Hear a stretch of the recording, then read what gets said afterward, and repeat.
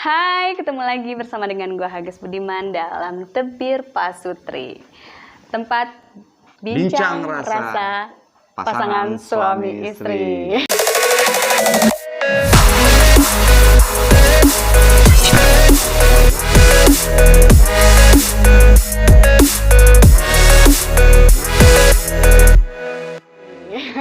Udah lama banget ya kayaknya kita nggak 1 bulan lamanya Oke. kita nggak kembali.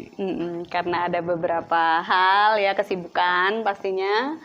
Terus udah gitu kita kali ini akan ngebahas tentang overprotective nih. Iya, bincang pasutri kali ini kita bahas overprotective dari sudut pandang kita sebagai pasangan ya. Jadi mungkin nanti kita juga akan menceritakan tentang pengalaman-pengalaman kita juga dari pengalaman kita berdua ya, dari pasangan kita mungkin sebelumnya yang pernah kita pernah. Itu gimana rasanya gitu kan, mungkin itu juga yang dialamin sama teman-teman yang lain. Sampai nanti gitu kan. Endingnya di kita ya sebagai suami istri. Samawa. Ya, samawa, amin. Samawa betul. Samawa betul. Oke, langsung aja nih, menurut kamu nih sebagai seorang laki-laki yang biasanya kebanyakan ya yang overprotective tuh cowok gitu. Kalau pengalaman gue pribadi nih gitu kan. Itu overprotective tuh kebanyakan dari cowok. Kalau gue sendiri sih bukan tipikal orang yang suka ngekang atau gimana. Tapi kalau dari kamu sendiri gimana? Ngomongin tadi, menurut kamu dari pihak cowok ya? Tapi sebenarnya overprotective itu tidak berbasis gender sih. Oh, nggak melulu ya. Melulu. Terus? Bisa ceweknya yang kebanyakan. Kita kan nggak tahu nih. Iya sih. Kita juga belum lihat riset-risetnya karena ini kita berbagi pengalaman aja sih. Iya, betul. Apa yang kita rasakan ya sebelumnya. Kalau aku terutama dari kamu dulu kali ya, dari kamu ya ketika berhubungan awal memang ada karena dari background kamu yang pernah kita ceritakan sebelumnya di konten sebelumnya kan. Kamu tuh ya banyak cowoknya, terus temen kamu banyak temen cowok. Oh iya, sehingga buka Hages Fans Club soalnya waktu itu. Masih dibuka itu Hages Fans Clubnya, mohon maaf. Sebelum janur kuning. Sebelum janur kuning melengkung, Hages Fans Club rame. Terus. Ya, simpelnya overprotective ke aku ya, kadarnya pada waktu itu masih ingin lihat satu dari handphone pastinya. Masih tuh benar. ketidakpercayaan itu. Terus kalau kamu mau kemana-mana, masih agak banyak pertanyaan sama siapa, terutama kalau teman-teman cowok ya. Tuh, sehingga ada ego di aku sebagai pasangan kamu. Itu sebelum menikah atau sesudah menikah? Baik dari pacaran sama dulu kita pacaran sampai kita menikah berapa tahun tuh? Kurang lebih 1-2 tahun lah. Oke. Kalau yang pas menikah, iya kan? Short term memory, mohon maaf ya, jadi agak-agak lupa. Dia yang lebih ingat. Ya terus? Ya sering berantemnya tuh ya di HP. Cuma pas aku lihat-lihat, wah ini kayaknya ada kecenderungan gitu. Kecenderungan sehingga aku agak overprotective-nya ke kamu untuk kamu tidak boleh bermain dan aku harus memilih teman-teman kamu yang sebenarnya kamu pengen main sama dia gitu, sama teman-teman kamu yang itu. Terus dari kamu yang juga suka marah ketika aku mau tahu siapa teman kamu itu. Gitu. Ya, kadang gimana ya? Akhirnya mengkomunikasikannya itu benar-benar yang ya kembali lagi kepada ya kalau misalnya pasangan kita mau percaya ya memang harus kita kenalin gitu ya kepada circle kita itu, bener gak sih? Bener. Gitu ya. Tapi memang awal-awal tuh cuma ada perjalanan di situ, ada perjalanan yang memang nggak mudah dan kita saling berbohong. Iya, akhirnya jadi saling berbohong dan di kebohongan itu ada kebohongan yang memang untuk kebaikan, ada yang memang benar-benar bohong. Ya. Karena masih pengen bebasnya dalam arti kamu punya pacar, aku dulu waktu pacaran ya, tapi kamu juga cari teman tapi mesra gitu. TTM. CTM gitu. Cowok tapi mesra. Obat kali VTM. Obat gatal sih memang itu. Apa gatal? Maklum lah ya. Ya, jadi gitu sih dulu. Kalau kamu ke aku nih belum. Iya, kalau aku ke kamu, ya kalau dibilang overprotective dari aku pribadinya sendiri kan memang aku bukan tipikal cewek yang memang suka cemburuan yang berlebihan, curiga yang berlebihan gitu kan. Karena dari awalnya pun juga dia suami aku nih selalu jujur gitu kan, apapun, sampai dia punya cewek aja akhirnya tuh dia jujur gitu sama gue tuh yang gue sebenarnya masih punya cewek, what sih gitu. Tapi terus aku juga nggak yang react-nya tuh nggak yang sampai marah terus sampai gimana kan gitu kan, terus cuma reaksinya tuh cuma ya udah lu tinggal pilih gitu, gue atau dia, udah gitu doang gitu. Terus nggak ada yang curigaan sampai oh nanti jangan-jangan dia bakalan ketemu lagi sama nih cewek atau gimana jalan di belakang gue gini-gini, enggak juga sih, aku nggak sampai berpikir ke sana karena mungkin saya sibuk juga sama yang lain. Enggak. Selain itu enggak. Iya. Kamu dulu itu tidak memperlihatkan rasa Iya, cemburunya betul, itu, rasa sayang dan rasa cintanya pada aku ya. Aku terlalu jaim kayak dari dulu ya kalau sama kamu ya. Terlalu jaim. Itu jadi bener. kadang-kadang nih bini gue atau cewek gue waktu itu Karena memang nggak mudah ngedapetin gue, itu perlu perjalanan. Gitu. Jadi kalau aku pribadi sih ke suami ya memang seperti itu sih, lagi lebih cenderung ke cuek, bikin dia penasaran gitu kan, dia sebenarnya dia sayang nggak sih sama gue gitu kan, padahal emang sebenarnya tuh sayang gitu, cuma nggak tahu kenapa kalau sama dia, kalau sama suami tuh nggak bisa terlalu yang sampai overprotective-nya sampai kayak gimana banget, enggak gitu. Pernah sih beberapa kali juga aku cek handphone ya, diam-diam. Itu pun juga diam-diam pas di saat dia tidur gitu kan, aku cek handphone gitu kan. Pernah juga ada percakapan antara dia dengan perempuan yang bikin aku tuh ini siapa, mempertanyakan gitu kan. Tapi abis itu setelah dijelasin udah gitu, selesai sampai dijelasin di situ. dan diperkenalkan pada akhirnya. Nah, akhirnya diperkenalkan juga. Walaupun secara aura kamu tuh tidak memperlihatkan memang ya fisik ya. Cuma gestur kamu tuh yang bikin ternyata kamu punya cemburu juga. cuma terlalu jaim. Ya, jaimnya terlalu ketinggian ya Pak. Ya benar-benar. Karena gini sih, gue pernah ngerasain yang namanya punya pasangan yang terlalu overprotective itu nggak enak banget. Cerita dulu nih ya. Iya, gitu. Aku nggak mau denger lah. Nggak mau denger ya. Masalah Sok. Iya gitu. Jadi karena dari pengalaman itulah, berangkat dari pengalaman itu ternyata terlalu di protect tuh nggak enak banget ya rasanya. Bikin nggak nyaman malah, baik di akunya ataupun di pasangan aku gitu. Entah itu akhirnya jadi lama-lama gue ngerasa itu kok jadi toxic ya, kita lama-lama gitu nggak saling percaya. Contohnya kayak gitu. apa sih?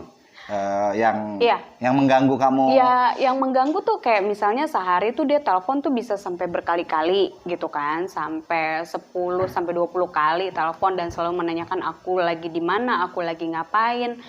Dan terus akhirnya dari mulai itu terus berkembang lagi kepada kalau misalnya aku lagi mau ada kegiatan itu ditanya sama siapa, sampai jam berapa gitu kan.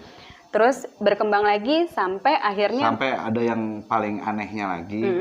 Kamu pernah cerita tuh sampai kamu sama orang tua jalan aja. sama orang tua. Nah itu gitu loh ya kan, jalan sama orang tua itu tuh sampai nggak boleh, sampai tadinya tuh nggak boleh, terus akhirnya dibolehin, ya udah, terus dibatesin sama dia jamnya sampai jam itu baru pacaran. Pantesan kamu suka banget sama lagu Kangen Band itu ya. Kamu di mana? Siapa? Enggak gitu juga. Itu jadi sebel malah itu malah. Jadi malah sebel sama itu, kesel jadi ya kan. Jadi inget diprotek gitu kan, terlalu diprotek. Ya, itu sih.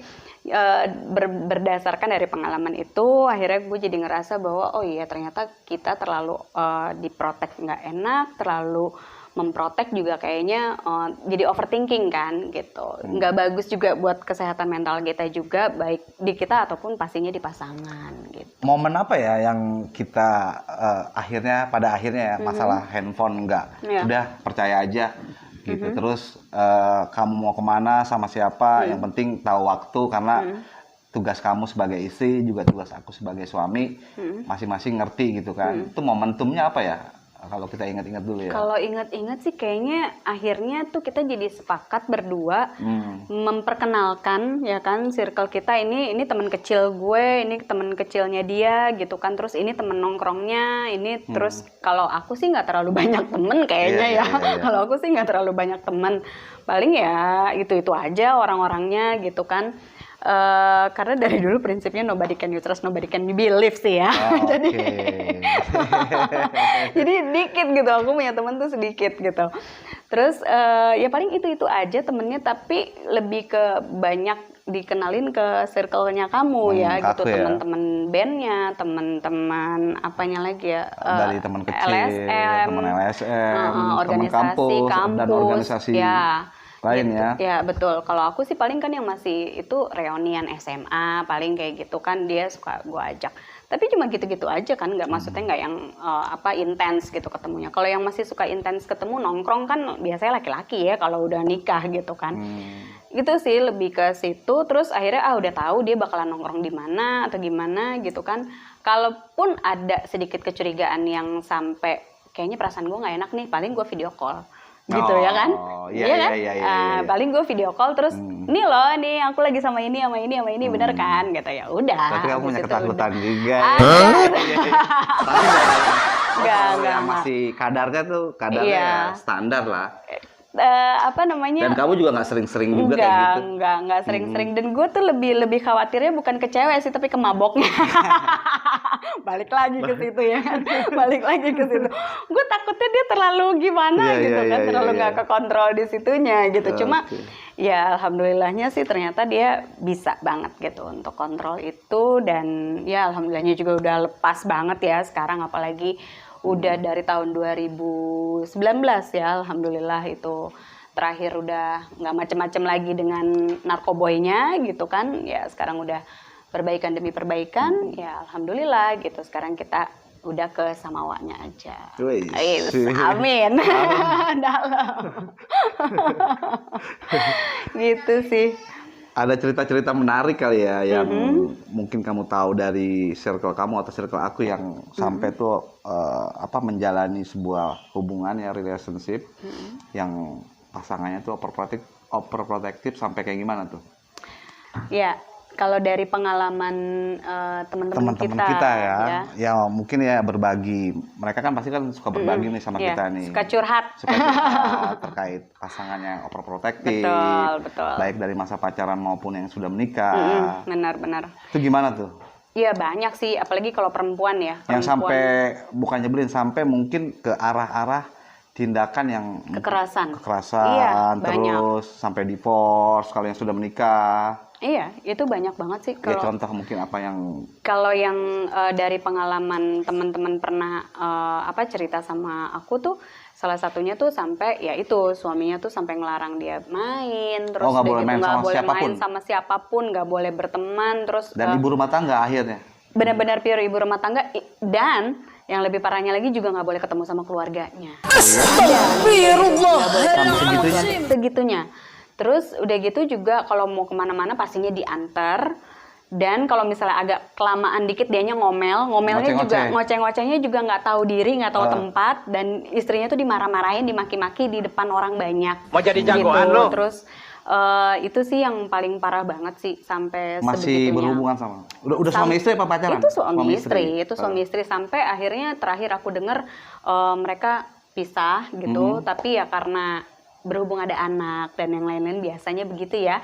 Anak kan bisa menyatukan kultur Indonesia ya, padahal Indonesia. Dalam secara hubungan nggak bahagia ya. Iya, sebenarnya sih nggak bahagia banget, cuma ya karena berpikir lagi tentang masa depan si anak, tumbuh kembang dan yang lain-lain, akhirnya itu ya mungkin dengan komitmen mereka ya membuat suatu kesepakatan akhirnya gitu yang bisa membuat mereka tuh bisa bersatu kembali. Kayaknya bersatunya sih begitu. Karena anak aja. Satu karena anak. Walaupun dia berdua nggak bahagia secara pasangan. Mungkin ya. Itu nggak tahu. Jadi lu kagak tahu. Nggak sedalam itu ya. Nggak sedalam itu. Gitu. Nah terus kalau dari kamu sendiri? Kalau aku sih yang paling parah rata-rata yang suami istri ya, itu sampai divorce karena udah ketidakpercayaan. Betul. biasanya tuh dari mulai di era sekarang kan pasti HP ya. Iya. Itu. Terus ini yang istri ke suaminya nih. Suaminya tuh yang dulunya emang gaul ya, tiba-tiba dapat perlakuan seperti itu merasa terkekang, merasa terkekang banget gitu. Soalnya kan laki-laki itu kan ketika dia keluar di luar tanggung jawabnya sebagai suami maupun sebagai tulang punggung keluarga untuk dia bekerja, dia harus ada hobi lain tuh, biasanya minimal sosialisasi kepada teman-temannya. Benar. Nah, mungkin ya ketika dia mau bersosialisasi untuk menghilangkan penatnya, untuk mau berbagi sama teman-temannya nggak bisa, ya pada akhirnya ya udah deh, gue mendingan gue sekalian deh apa yang lo harapin gue selingkuh pada akhirnya gitu. Oke, ujung-ujungnya begitu malah ya kan? Gitu, ujung-ujungnya. Karena kita nggak bisa, memang kita tuh tidak bisa memiliki seseorang itu memang seutuhnya. Ada kayak suami gue nih ya, dia itu di rumah ya dia memang sebagai suami aku gitu, tapi di luar ya dia sebagai seorang ombud yang punya dunianya sendiri gitu di lingkungannya masing-masing gitu kan. Terus udah gitu kalau di lingkungan keluarganya ya dia sebagai anak, dia sebagai adik gitu. Ya kan, jadi itu yang harus kita hormati mungkin ya. Yang harus kita hormati, yang harus kita hargai. Kita tidak bisa memiliki 100% gitu, bahwa kita harus menghargai lingkungan di sekitarnya dia gitu kan, orang-orang yang mencintai dia juga ya, membutuhkan dia juga gitu. Memiliki sebagai ikatan itu 100%. Cuma kalau ikatan iya. Ya, cuma kalau memiliki yang tadi part-part tugas-tugas kita sebagai aku ya laki-laki, terus kamu juga sebagai perempuan dan istri, itu kan ada part-part yang buat keluarga, buat teman, buat pekerjaan. Sebagai suami aja pun juga nggak 100%, karena kalau udah di rumah kan kebagi sama anak, ya kan, sama pekerjaannya. Karena suka berantem gitu, ya. Maminya sama anaknya nggak kebagian. Pelukan. Bodo amat. Oke, mungkin ada pengalaman juga dari teman-teman yang di luar sana. Kalau mau tulis di kolom komentar boleh loh. Boleh banget ya. Ceritanya seperti atau mau apa. jadi bintang tamu di Pasutri nih ya, di Pasutri ya, bener banget. Di Tebir Pasutri kita ya. Di Tebir Pasutri mungkin di next episode ya. Gitu. Sebelum kita tutup. Tadi kita belum ngucapin ini nih, karena kan masih sengaja sih sebenarnya. Sengaja sebenarnya. Biar di penutupan aja kita mau mengucapkan minal aidin wal faidin, mohon maaf lahir dan batin. Semoga kita semua kembali ke fitrah ya, fitrahnya. Mohon maaf juga kalau misalnya mungkin ada konten-konten di sebelumnya atau konten hari ini mungkin ada yang tersinggung atau bagaimana dengan kata-kata kita ya, itu mohon dimaafkan. Dan yang paling penting jangan lupa untuk subscribe, like, and comment channel Hages Budiman. Oke, itu aja dari kita. Sampai ketemu lagi di Tebir Pasutri selanjutnya. Bye.